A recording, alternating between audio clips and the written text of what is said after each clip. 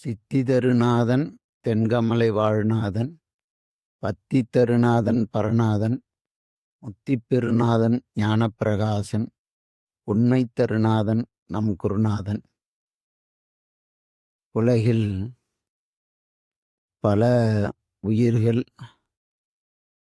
ஈடேற்றம் காண வேண்டுமேயானால் நல்ல குருநாதன் கிடைக்க வேண்டும். நல்ல குருநாதன் என்பவர் உண்மையை சொல்லுகின்றவராக இருக்க வேண்டும். ஏனென்றால் இன்றைக்கு பல நிலைகளில் பொய்மையாக சொல்லி மக்களை வசப்படுத்தி அதன் மூலம் அவர்கள் மேன்மை அடைகிறார்களே தவிர உண்மையை சொல்லுவதில்லை. உண்மையை சொன்னால் பலருக்கு அது கசப்பு பொருளாக காணக்கூடியதாக அமைந்திருக்கிறது. அந்த நிலையிலே நமக்கு 26வது குருமணிகள் தவசீலர் கிடைத்திருப்பது ஒரு பெரிய பொக்கிஷம். நான் வாழ்நாளில் இப்படியெல்லாம் இவர்களை அணுகி இவர்களோடு பழகுவோம், கைப்பற்றி செல்வோம் என்பது எங்களுடைய குடும்ப சூழலிலிருந்து அது அறிய ஒண்ணாத ஒரு பொருளாக இருந்தது. அந்த சூழலில்தான் நமக்கு தருமை குருமணிகள் கிடைத்திருக்கிறார். நான் பள்ளி பருவம் படித்து அதன் பிறகு திருமுறை படிக்க வேண்டும் என்பதற்காக இங்கே வந்தபோது நான் பள்ளி இறுதித் தேர்விலே தோல்வியுற்று அதன் காரணமாக வீட்டிலே சொல்லாமல் நான் புறப்பட்டு பல இடங்களை தேடி தேடி அலைந்து கொண்டிருந்தேன்.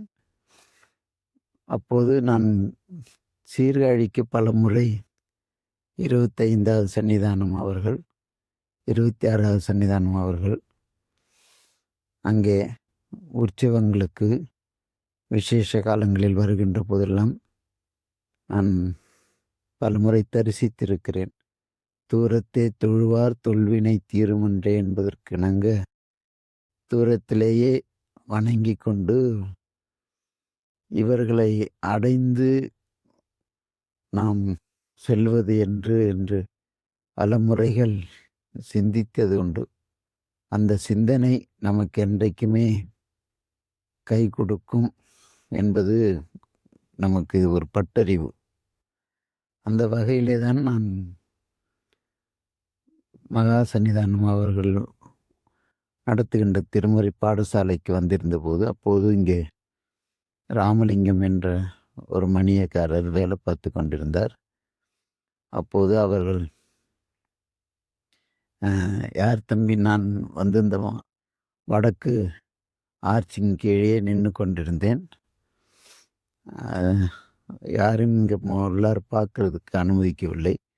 அப்போது அவர் அங்கே சென்று கொண்டிருந்த போது யார் நீ என்று கேட்டார்கள். ஏன்னா இந்த ஊரில் ஒரு பெரிய பழக்கம் என்னன்னா, ஹார்ன் அடித்தாக்கள் கூட யார் இங்கே புதுசாக வராங்கன்னு கேட்பாங்க சன்னியானத்தில். அதே போன்று புது மனிதர்கள் கோயிலுக்கு வந்தாலும் கூட யாருப்பா அது அப்படின்னு கேட்டுட்டு போவாங்க. ஊரில் நுழைகின்ற போதே இந்த ஊரில் புதியவராக இருந்தால் அவர்களை கண்காணிக்கின்ற பழக்கம் இந்த ஊரில் இருந்தது. அந்த அளவுக்கு இந்த மடத்தை இருக்கின்றவர்கள் இந்த ஊரை பாதுகாத்து கொண்டிருந்திருக்கிறார்கள். அவ்வகையில் நான் நின்று கொண்டிருந்த போது அப்போது அவர் கேட்டார். நான் சொன்னேன், நான் தேவார பாடசாலைக்கு படிக்க வந்திருக்கேன் அப்படின்னு. உனக்கு போய் உங்கள் அப்பா அம்மாவை அழைச்சிட்டு வா அப்படின்னு சொன்னார் அவர். எனக்கு அப்பா அம்மாலாம் கிடையாது அப்படின்னு சொல்லிட்டு நான் சொன்னேன். ஏன்னா நாமே தாய் தந்தையருக்கு தெரியாமல் தான் இங்கே வந்திருக்கிறோம். அப்படின்னா இங்கே யாரும் எதுங்கம்மா யாராவது சாட்சி சொல்லணும், தனியாரெலாம் வயசுக்கு கொடுக்க முடியாது அப்படின்னு. சரி, இல்லைன்னா காய் வாங்கிக்கலாம் அப்படின்னு நான் கேட்டேன்.